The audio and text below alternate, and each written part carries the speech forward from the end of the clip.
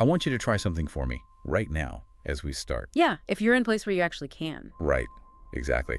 Like if you're listening to this at home, maybe you're in your kitchen or just, sitting in your living room, I want you to find the nearest reflective surface. Could be anything, really. Yeah.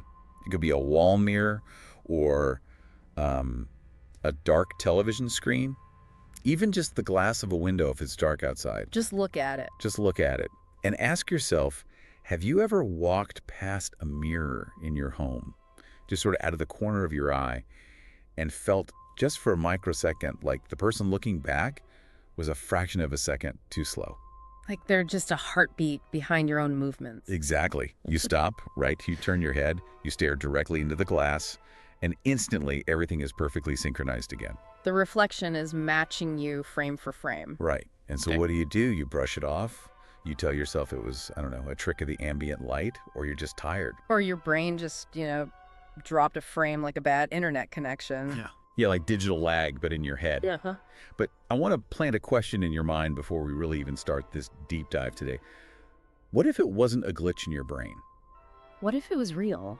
Yeah. What if your reflection isn't actually a projection of light bouncing off silver-backed glass? What if it is something entirely different, something physical that is just mimicking you? I mean, it's a premise that completely undermines the foundation of how we map our physical reality. We rely on mirrors for instant, objective feedback about our physical selves. Right. So when that feedback loop is compromised, the psychological freefall is just immediate. And that free fall is exactly what we're going to study today. We're pulling a meticulously documented, deeply unsettling account from the Midnight Curator archive. It's a fascinating one. It really is. The file is simply titled, My Reflection Moved, But I Didn't. And over the next hour or so, we are going to break down this narrative, not just as some spooky ghost story, but as a real case study in psychological warfare and, well, spatial geometry. We're going to examine the actual mechanics of what we'll call the mirror world. Yes, and figure out why a betraying reflection is basically the ultimate violation of the self. Plus, we'll look at the methodical, calculated theft of a human identity. To do this right, we really need to move past the superficial scares. We aren't here to just recount the plot of a haunting. We're going to treat this text as a case study in supernatural survival. We want to dissect the structural effectiveness of the entity's methods. Like, why does it actually work? Exactly. How does it exploit human evolutionary biology? Or our visual processing latency and, our psychological defense mechanisms? I promise you, by the time we are done unpacking all of this, you're going to look at the mirrors in your own hallway very, very differently tonight. Oh, no, I do. Okay, let's unpack this. Let's jump right into the setup, because the story grounds itself in a situation so mundane and so universally relatable that it completely disarms you before the threat even registers. The deceptive normalcy of it all. Right. The narrator is moving into a new apartment, and it's described as this small, old, one-bedroom place. Narrow living room, tiny kitchen. Yeah. The building is showing its age. But the critical detail here, the thing that drives the whole decision, is that the rent is cheap. Which, in this economy, you don't ask questions. Honestly, we've all been there. You find a place in a tough rental market that you can actually afford, and you deliberately put on blinders. You just don't ask the hard questions. Because financial survival completely overrides environmental intuition. That makes total sense. It really does. The human brain is actually wired to suppress subtle environmental red flags when a primary need like affordable shelter is finally met. Right. The space has, quote, old everything, as the narrator notes, and there is a massive red flag right at the lease signing. Oh yeah, the furniture. Yes. The landlord casually mentions that the previous tenant left most of their furniture behind when they moved out. Which the narrator just shrugs off. I mean, Yeah. they're just thrilled they don't have to go buy a couch, It's a huge expense saved. It is, but I want to push back on that reaction a little bit. Right. Because think about what inheriting a stranger's fully furnished living space actually means. It's intimate. It's weirdly intimate. It's like going to a thrift store and buying a heavy winter coat. You put it on, and sure, you are incredibly grateful for the warmth it provides on a freezing day. But you have absolutely no idea what the previous owner experienced while wearing it. Right. You don't know the sweat, the fear, the life that permeated that fabric. And our narrator is literally sitting on the leftover life of a stranger, surrounded by their exact daily routine. I see where you're going with that, sort of the psychometry angle, the idea of objects holding history. But let's look at it practically, too. Okay, yeah. Inheriting a fully furnished apartment means you are inheriting a pre-designed spatial geometry. You aren't arranging the room to suit your own psychological comfort. Yeah. You are stepping into someone else's labyrinth. Oh, wow. I never thought of it like that. And right in the middle of that inherited labyrinth is the focal point of our case study today. The mirror. The mirror. Right. It's a tall mirror, almost reaching the floor, and it's surrounded by this dark wood frame that is heavily scratched and really worn from age. But the aesthetics aren't even the main issue here. No, it's the location. It is permanently mounted on the wall in the hallway, positioned exactly between the bedroom and the bathroom. It's positioned at a choke point. If we look at the architectural psychology of this layout, the hallway is what we call a liminal space. A transitional space. Exactly. The word comes from the Latin limen, which means threshold. Because you don't hang out in the hallway. Like, you don't put a chair in a hallway and just sit there and read a book. Right, you pass through it to get from one defined, safe zone to another. And because of this, humans unconsciously lower their guard in hallways. Or, conversely, they feel a heightened, undefined anxiety. Because it's a forced path. Evolutionarily, transitional spaces are dangerous. Predators ambush prey on game trails or at watering holes, places of forced movement. So an indoor hallway is basically a modern game trail. It absolutely is. And think about the temporal vulnerability here. When do you actually walk between your bedroom and your bathroom? It's always when you are at your absolute most vulnerable. It's like 6 a.m. when you're half awake and stumbling to the shower. Or it's 1:30 in the morning when you're in your pajamas, the lights are off, and your conscious brain is basically offline. You have zero situational awareness. Not at all. And this is where the subconscious mind comes into play. Because initially, the narrator notes that something about the mirror always made them feel slightly uncomfortable. They just don't like it. They can't articulate why, they just don't like looking at it. And this isn't supernatural paranoia, this is your ancient evolutionary hardware functioning perfectly. Really, just from a bad vibe. Well, the human subconscious processes visual information incredibly fast. Much, much faster than the conscious language-forming part of the brain. It is highly adept at detecting a predator or an anomaly in an environment before you even have words for it. So it's the lizard brain screaming, hey, pay attention to that dark rectangle on the wall. It's a blind spot. Precisely. The scratches on the dark wood, the sheer size of the glass reflecting the darkness of the hallway, the subconscious is flagging it as a threat. But the conscious mind just talks you out of it. Yes. The conscious mind, which is rational and, frankly, exhausted from moving boxes all day, immediately suppresses that instinct. It says, don't be ridiculous, it's just an ugly old mirror. Which is exactly how the entity buys its time. It takes a few days for the actual observable anomaly to register with the narrator's conscious mind. And this is where the timeline of the horror really begins to escalate. Because the narrator starts to notice that when they walk past the mirror at night, just out of the corner of their eye, the reflection seems delayed, just by a tiny fraction of a second. They describe it as the reflection catching up to them after they've already stopped moving. Let's talk about the neuroscience of that specific feeling because it's so unsettling. It is. The human brain relies on continuous, synchronous feedback to map its own body in physical space. It's a concept known as proprioception. Okay. When you look in a mirror, you expect zero latency. Light travels fast enough that the reflection should be instantaneous. When that feedback is delayed, even by 100 milliseconds, it induces acute cognitive dissonance. It's the organic version of internet latency. I mean, if you play video games, you know exactly what I'm talking about. You press the jump button on your controller, but your character on screen doesn't jump until a quarter of a second later. It's incredibly disorienting. It causes a very specific type of digital motion sickness, just this deep frustration. But here, the lag isn't on a server somewhere in California. The lag is in the physical world. It's basically psychological vertigo. And notice the entity's strategy here. It doesn't announce itself with shattered glass or flying furniture or demonic voices. No, it's subtle. Very.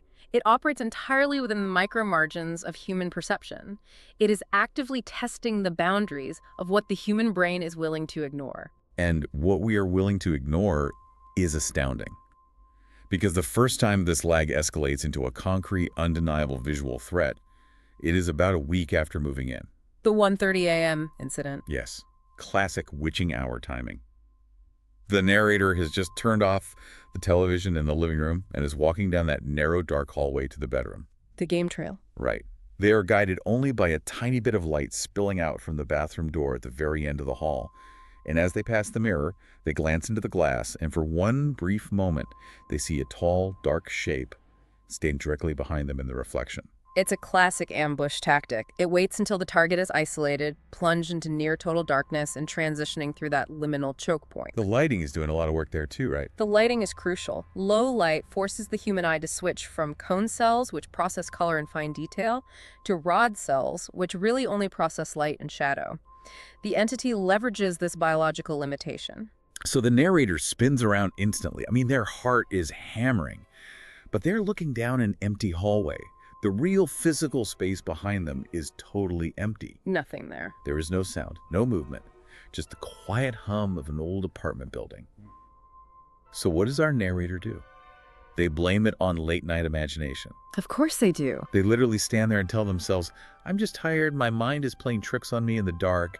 They gaslight themselves into feeling safe. Which is, quite frankly, the most robust psychological defense mechanism we possess, rationalization. But isn't it also incredibly dangerous? I mean, in this context? From a survival standpoint in the modern world, Yeah.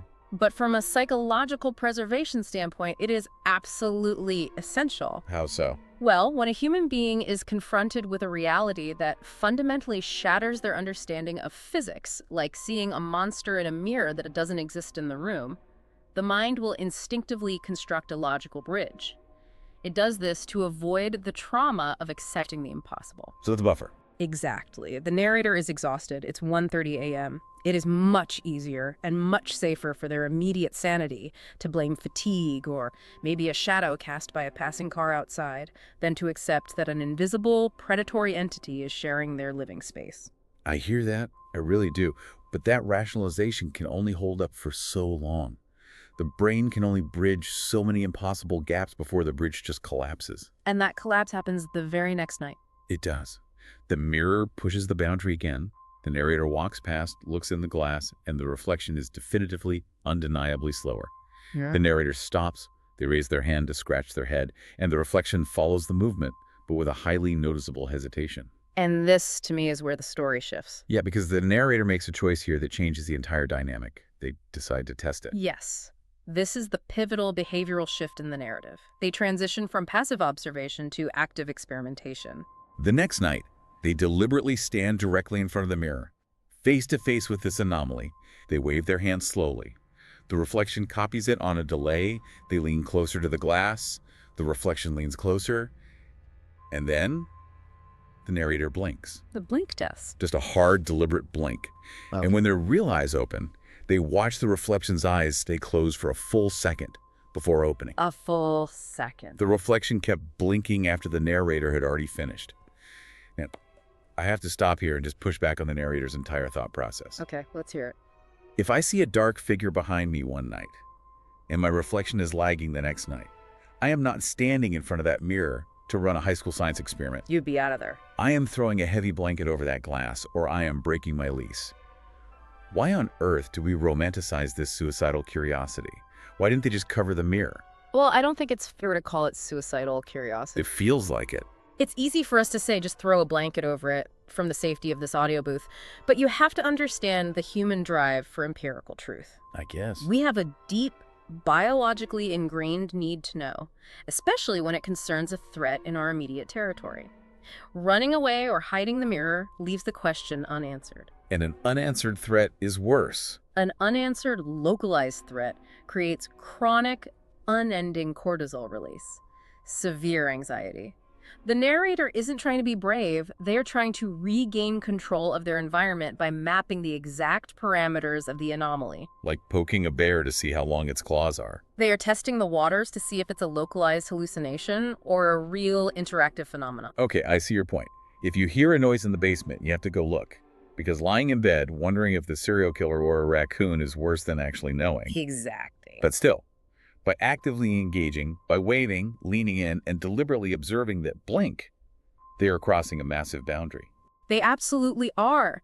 They are inadvertently signaling to the entity within the glass that they are paying attention. They are establishing a two-way connection.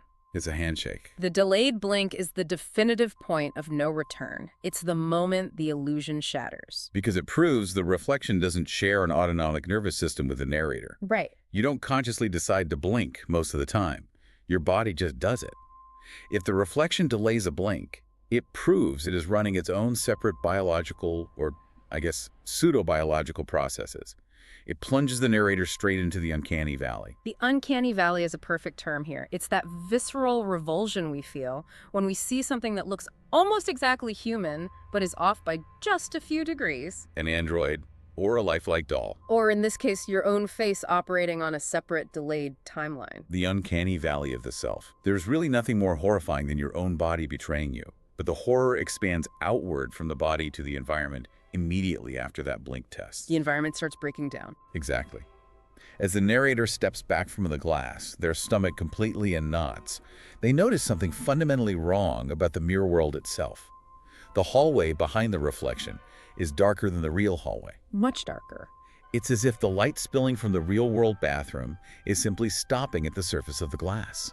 It's refusing to illuminate the space inside the mirror. Which represents a localized failure of physics. Right. A mirror is, by definition, a surface that reflects photons. If the mirror world is dark while the real world is lit, the mirror is no longer reflecting ambient light. It is absorbing it. That's terrifying. It is generating its own atmospheric conditions completely independent of the apartment's actual lighting. And deep inside that unnatural photon-absorbing darkness in the mirror, the shadow moves again. It steps closer. It steps closer. The narrator frantically turns around in real life. But again, the real-world hallway is completely empty.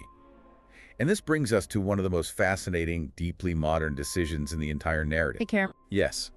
When their own eyes and their own logic fail them, the narrator outsources their reality to a machine. They pull out their smartphone to record the mirror. It is a brilliant, albeit devastatingly counterproductive strategy for survival. I find this so interesting. Here's where it gets really interesting.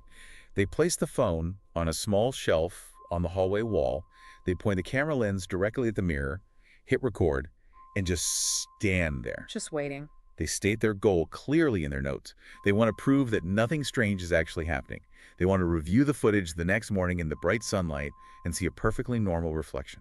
To prove their brain was just misfiring due to stress. Exactly. We really have to analyze the profound sensory dichotomy the narrator is experiencing in this moment.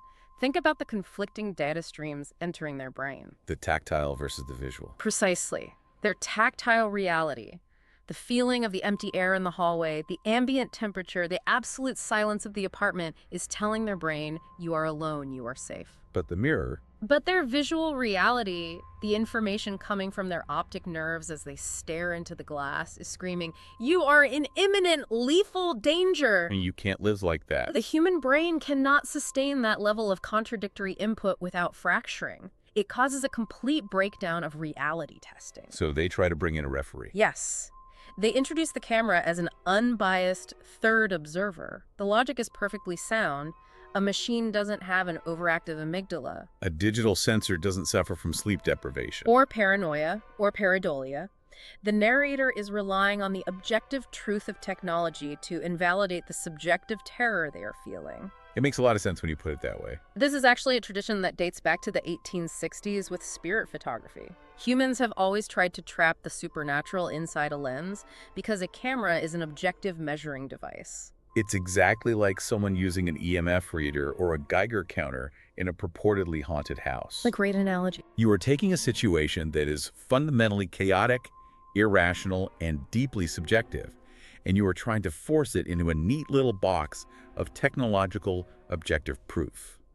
You want a screen with pixels to tell you that you are safe. But the irony here is that the screen does the exact opposite. Because the camera doesn't cure the anomaly. It documents it. It validates the horror, making it an undeniable historical fact. Let's walk through the climax of this live observation period, because the tension here is just agonizing. The phone is on the shelf, recording. The narrator is standing perfectly still in front of the mirror for about 30 seconds. Just 30 seconds. And then, the shadow in the mirror steps completely out of the darkness and walks directly behind the reflection's shoulder. Right behind them. The narrator describes their heart pounding so hard it hurts, because they know for an absolute fact that they were alone in that physical hallway. But in the mirror, this tall, impossibly dark figure is standing mere inches from their back. And then it reaches out. The shadow raises its hand, reaching toward the reflection's shoulder. This is where the psychological tension reaches its absolute breaking point. The narrator states that every instinct in their body is screaming at them to run, to turn around and swing, to do anything. But they don't. No.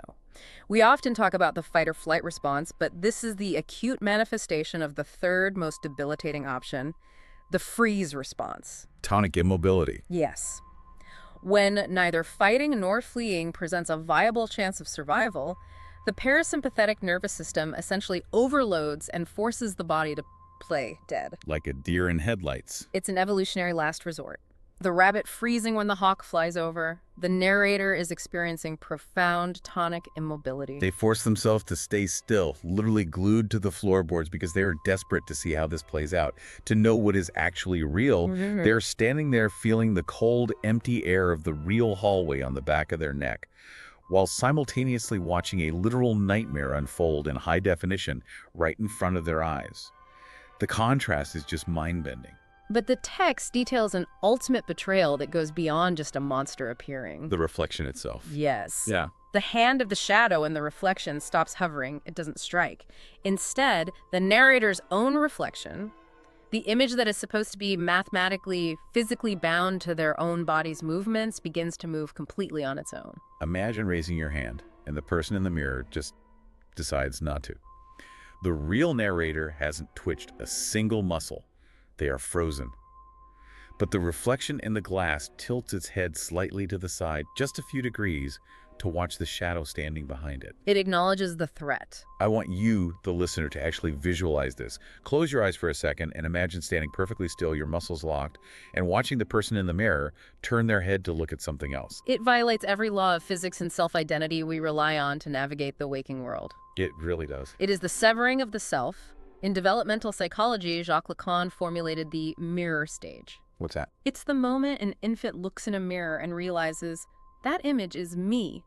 I am a distinct physical entity. It is the very foundation of the ego. Oh, wow. What the entity is doing here is violently reversing that developmental milestone. It is proving to the narrator that image is not you. You have no control over it. And the narrator, in a state of sheer, unadulterated panic, tries to reassert control over their own ego, their own image. They slowly lift their own real right hand. A desperate bid to reestablish the mathematical synchronization of the mirror. Exactly. They think, if I move, it has to move with me. I can force it back to normal. But the reflection doesn't snap back into place. It lifts its hand too, but the movement is completely desynchronized. It's slower. Much slower. The narrator notes that it looks like the reflection is copying them, but it's distracted. Like it's thinking about something else entirely while it performs the I action. think it's multitasking. Yeah. And then, while the narrator's real hand is still rising toward their chest, the reflection just stops. Stops moving midair.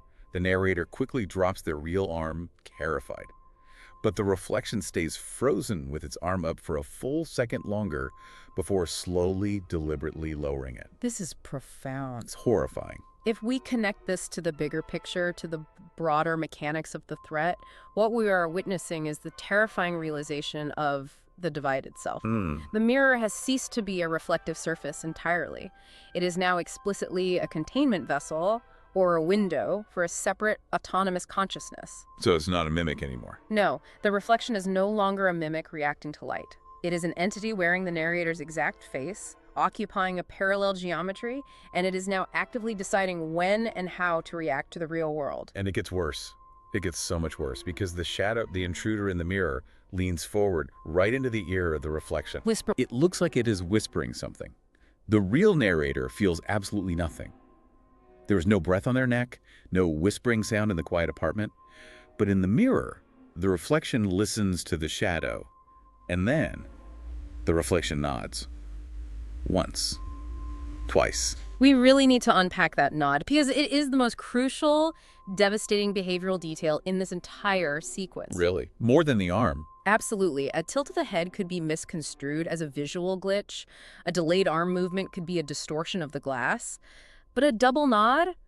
That implies active comprehension. It's responding. It implies a negotiation or a contract is taking place between the reflection and the shadow. The reflection is essentially colluding with the home invader right in front of the victim. It's like finding out your own shadow has been plotting your murder behind your back. Precisely. The reflection, which wears the narrator's face, has allied itself with the threat. We don't know the exact nature of the mirror world's hierarchy. Like who's in charge? Right. Perhaps the reflection is making a deal for its own survival. Or perhaps the reflection is just an empty puppet, and the double nod is simply it receiving its final script from the shadow entity to prepare for the next phase of the attack. The sheer, crushing isolation of that moment is just staggering. You aren't just alone in your apartment, you are alienated from your own image. But then the trance breaks. Thankfully, yes. The narrator's phone, which has been sitting on the shelf recording this entire horrific pantomime, suddenly vibrates with an incoming notification. A sudden anchor to reality. Yes. The sudden, mundane electronic noise snaps the narrator out of their tonic immobility.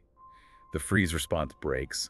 They grab the phone, hit stop on the video, and realize their hands are shaking uncontrollably. They reach their absolute physiological limit for the night. But notice what they do next. They watch it. The human compulsion to seek objective verification kicks in immediately. Despite their profound terror, before they even leave the hallway, they review the footage. Which is such a recognizable modern habit. I mean, if something crazy happens, we immediately check the tape. We need to see it to believe it. They open the video file right there in the dark hallway. And at first, it looks exactly as they remember. They see the back of their own head. They see the shadow appear. But the camera doesn't quite capture the shadow perfectly, does it? No, they note that the camera lens couldn't quite capture the fine details of the shadow. It just renders on the screen as a blob of digital noise, just a dark shape. Right. But then the video reaches the part where the shadow leans in to whisper. Now, in real time, the narrator was so focused on their own desynchronized arm movements and the sheer terror of the moment that they missed a highly subtle facial cue. Tunnel vision. Exactly.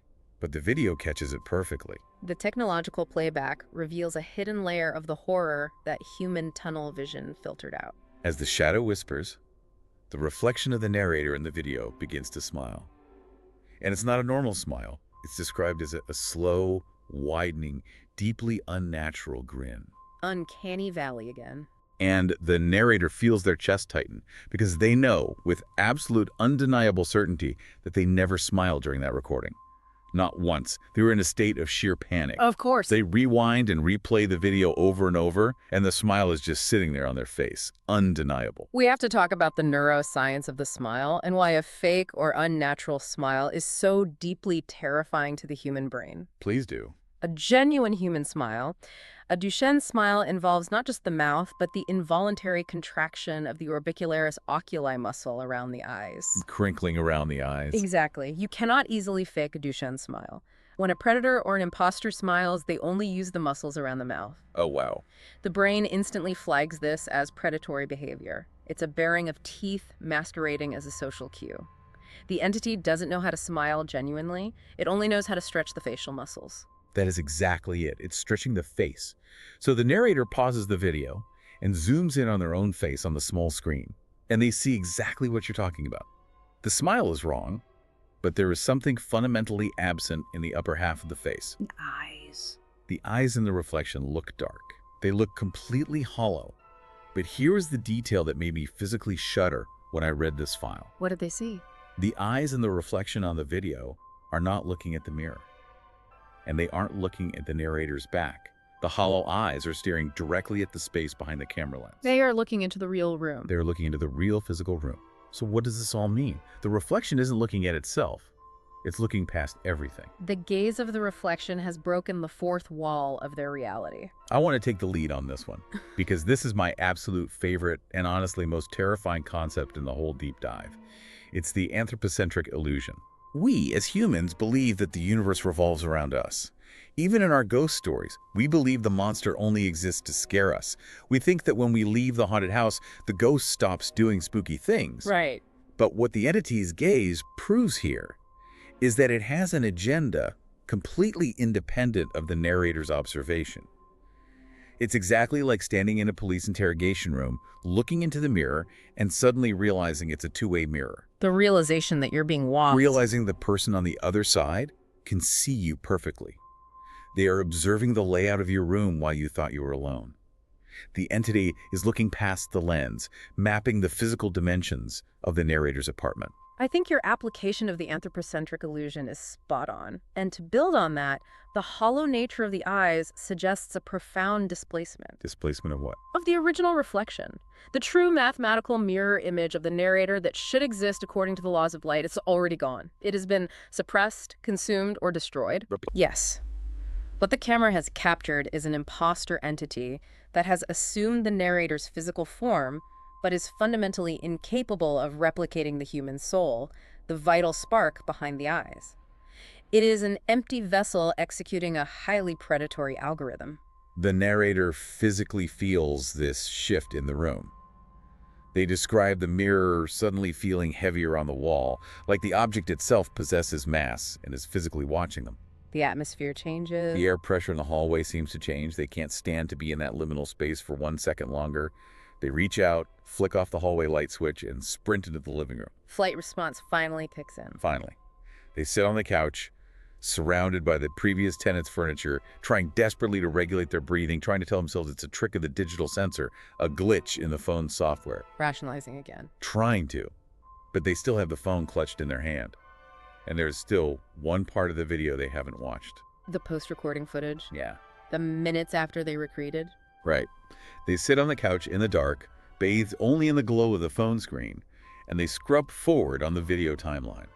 They watch the moment they grab their phone. Well, actually, the phone was left recording on the shelf for a moment, while the narrator stepped back out of frame to turn on the main light. Okay. In the video, they watch themselves step out of the frame entirely, leaving the mirror alone, reflecting nothing but the empty hallway. So it's just recording an empty space. For a few seconds, nothing happens. Yeah. It's just a quiet, boring video of a dark apartment hallway. And then, the reflection moves. Let's clarify the spatial reality here for the listener. Oh, right. Good point. The real hallway, at the time this was recorded, was completely empty. The real narrator was standing several feet away, out of view of a mirror. Exactly. But inside the video playback, inside the mirror world, the reflection of the narrator slowly steps back into the frame. It returns to the stage. It walks into the center of the glass hallway and just stands there. It is standing in a space that does not physically exist, looking straight out of the glass at the camera lens. Which completely shatters that anthropocentric illusion we just talked about. Yes. This breaks all rules of horror. Usually, when you leave the haunted room, you are safe. Here, the horror continues to perform for the camera. I mean, ask yourself, how would you react to seeing yourself plot against you on an empty stage? It proves the entity doesn't require human observation to manifest its reality. It's doing its own thing. It has its own autonomy, its own bureaucratic, methodical agenda. And this specific moment in the footage is the inflection point, where the entity shifts from passive mimicry and psychological warfare to active physical aggression. The reflection in the video stands perfectly still for a few seconds. Then, it slowly raises its hand and presses it flat against the inside of the mirror. Testing the boundary. The narrator describes seeing the flesh of the fingers spread out slowly, pressing hard, and dragging slightly down the surface of the glass. Let's dissect the mechanics of the glass here. By pressing its hands against the inside of the surface and dragging its fingers, the entity is definitively establishing the mirror not as a reflective canvas, but as a physical, semi-permeable membrane. A wall. It is a solid, transparent wall between two dimensions, and the pressure indicates it is testing the structural integrity of that wall. And want to break through. The face of the reflection leans in, filling the entire mirror in the video. That horrible, unnaturally wide, toothy smile is back, stretching much too far across its face, distorting the narrator's features. A fake smile. And then it speaks. The video doesn't have an audio track picking up any sound from the mirror, but the narrator can clearly read the lips. The resection mouths 3 distinct, incredibly careful words directly to the camera lens, knowing the narrator will watch it later. What does it say? Swiss places tonight. That is a formal declaration of intent. It's terrifying. This isn't a mindless, chaotic poltergeist throwing dishes around. This is methodical, predatory, almost corporate behavior. Mouthing those words shows that the entity doesn't merely want to scare the narrator away to claim empty territory. No, it wants more. It has a specific logistical goal. It wants the physical body. It wants the apartment. It wants the life. I want you, listening right now, to imagine this. Imagine sitting on your couch, watching a video on your phone, and watching a perfect visual copy of yourself, locked inside a piece of glass in your own hallway, calmly and clearly telling you that it is going to steal your life tonight. It's unbearable. The psychological violence of that is unbearable. Most people would just run out the front door right then and there. But the timing of this discovery is critical. The entity timed this perfectly, because the moment the narrator deciphers those 3 words on the screen, the real-world environment responds. The climax begins instantly. The exact second they realize what the reflection said, the lights in the real apartment flicker. The environmental shift. The hallway light, which the narrator had distinctly turned off before fleeing to the living room, turns on by itself with an audible click. Inviting them back. From the safety of the couch, the narrator looks down the narrow liminal corridor, and they can see the mirror hanging at the end of the hall. And for the first time since moving into this apartment, the reflection is not even pretending to copy them. The mimicry phase is officially over. The trap has been set, and it is ready to be sprung. The reflection inside the mirror is already standing there. It is perfectly still, waiting for them. The real narrator is sitting on the couch, completely paralyzed by a renewed wave of tonic immobility. Frozen again. The reflection slowly raises its head, looks directly down the hall at the narrator on the couch, and smiles that awful, stretched smile. It knows exactly where they are in the physical space. Then, it steps closer to the glass. It's making its move. It raises both hands and presses them against the inside of the mirror, just like it did in the video. But this time, it's happening in real life, right now. And as its hands press against the boundary, the surface of the mirror ripples. It ripples like water. Yes, it ripples like a pool of water disturbed by a stone. I mean, the physical laws of the universe are literally melting in front of their eyes. Solid, silver-backed glass is becoming a fluid state. The rigid boundary between the real world and the photon-absorbing mirror world is actively dissolving. This raises an incredibly important question. This raises an important question, yes, about the mechanics of this dimensional switch. Right. How does an entity actually cross over? In most folklore or cinematic horror, crossing a threshold requires a violent physical struggle. Like a demon pulling someone through a television screen. Exactly, a physical dragging into the underworld. But this entity's method is far more insidious and far more elegant. The narrator, terrified but entirely mesmerized by the rippling glass, slowly stands up from the couch. The reflection follows the movement, but it's delayed again, mockingly slow, as if reminding the narrator of their initial mistake of paying attention. Taunting them. The narrator takes one involuntary step toward the hallway. The reflection takes a step closer to the glass. The narrator stops, terrified of getting closer, but the reflection doesn't stop. It keeps coming. It keeps walking until his face is only inches from the inside of the rippling mirror, its dark, hollow eyes staring directly out at the living room. And then its lips move slowly, mouthing the words one last time in real time. Switch places tonight. The intense psychological pressure being applied here is designed to paralyze the target's critical thinking, to force them into a state of entirely passive observation.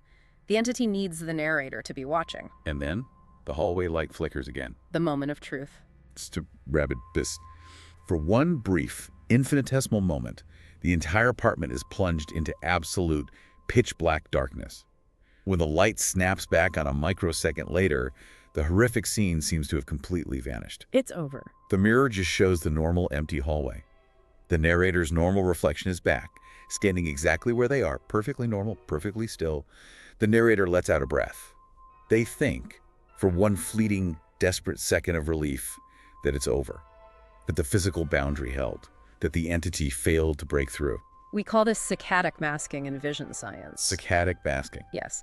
The brain edits out the brief moments of blindness when our eyes dart around or when we blink, creating a seamless illusion of continuous reality. Okay. But here, the entity used that momentary environmental edit the flicker of the light to execute its maneuver.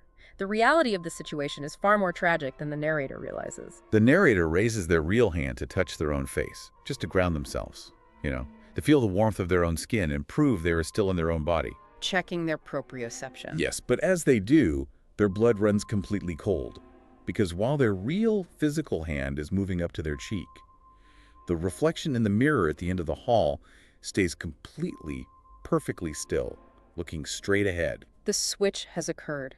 Slowly, the reflection inside the mirror, the thing wearing the narrator's face, turns its head, looks directly at the narrator, and that unnatural, wide smile returns. It doesn't need to press on the glass anymore. It doesn't, because the narrator realizes, with a wave of absolute crushing existential despair, that they are no longer standing in the living room. They're in the hallway. The moment the lights flickered, the moment their visual perception was cut in the dark, even for a split second, they had already switched places. The tragic irony of the trap is staggering. We assumed, and the narrator assumed, that the entity needed to break out of the glass using physical force. But it didn't. It didn't. It needed the narrator to approach, it needed them to engage with the anomaly, and then it simply required a momentary sensory gap, the flicker of a cheap light bulb. The trap wasn't sprung in the hallway tonight.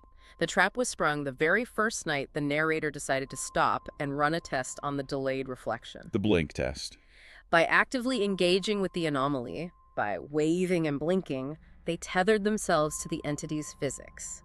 When the light flickered, the tether simply inverted their positions. The narrator is now trapped inside the glass. They are the reflection. They are completely paralyzed, unable to move their new, heavy phantom limbs. They're forced to watch. They watch, helplessly, as the entity, wearing their face, occupying their physical warm body, slowly raises its hand in the real brightly lit hallway and waves at them from the outside. The ultimate violation. The entity has won. The theft is complete. But the story doesn't end with just the switch. There is a final, horrifying realization that pulls the lens back on this entire nightmare and changes the scale of the threat. The narrator, trapped in the cold, photon-absorbing darkness, begins to observe their new, confined environment. Right. Standing inside the mirror, the narrator looks at the reflection of the apartment behind them.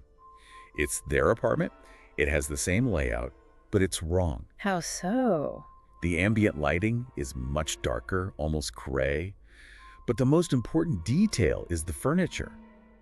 The furniture behind them in the mirror world isn't the same as the furniture in the real apartment. It's different. It belongs to a different era, a different version of the room.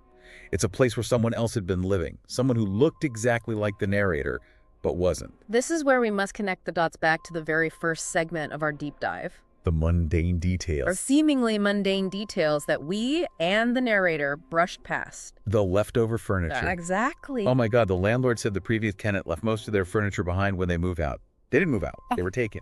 The furniture the narrator is seeing inside the mirror world right now is the previous tenant's actual original furniture. The previous tenant was a victim. They were pulled into the glass just like our narrator. And the entity that took their place is the one who calmly moved out, broke the lease, and left the physical furniture behind for the landlord to offer to the next victim. It completely recontextualizes the entire narrative. What initially appeared to be a mundane benefit of a tough rental market, a cheap, fully furnished apartment, was actually the bait in a systemic, ongoing cycle of supernatural predation. It's a trap. This is not an isolated, singular haunting of one unlucky person. This is an assembly line. It's an absolute factory of identity theft. It's the banality of evil on a cosmic scale.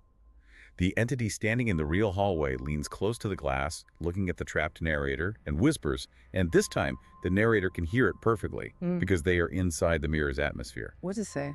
The entity says, "Don't worry, I'll take good care of your life." A chilling promise of complete usurpation.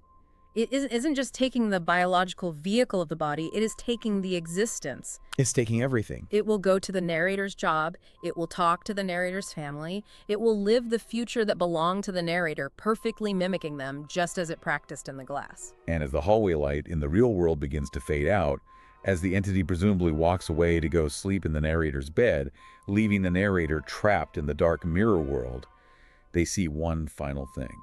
The background. They look deep into the darkness of the mirror hallway behind them, and they see several other figures, not just one, several dark, tall shapes standing deeper inside the mirror world, stretching back into the shadows. All of them waiting. All of them are watching. All of them are waiting for their turn. It reveals the true industrial scale of the horror. The mirror isn't just a trap, it is a waiting room. The queuing entities are a collective of predatory shadows waiting in the wings of our reality. That is so bleak. The original consciousness of our narrator is now reduced to a mere spectator, permanently trapped behind a semi-permeable membrane of glass, forced to watch an imposter live out their days. Meanwhile, an entire line of shadows patiently waits for the current entity to eventually move out, and for the next unsuspecting tenant to sign a cheap lease and inherit the furniture. It is a brilliant, agonizing buildup of tension. We really have to praise the author, the Midnight Curator, for crafting such a claustrophobic, mathematically inevitable trap. It's masterful. They took a space we all take completely for granted, a transitional hallway, a piece of silver-backed glass, and turned it into a two-way street for something incredibly hungry and incredibly patient. The pacing is excellent. The pacing, the use of the smartphone camera as a failed tool of logic, the subtle shifts in physics and visual latency, it all creates an absolute masterpiece of modern psychological horror. It is a profound exploration of the fragility of our perceived reality.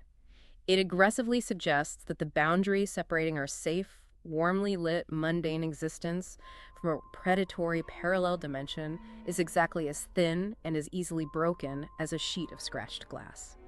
As we wrap up this deep dive, I want to leave you, the listener, with one final lingering thought. Think about everything we've discussed today.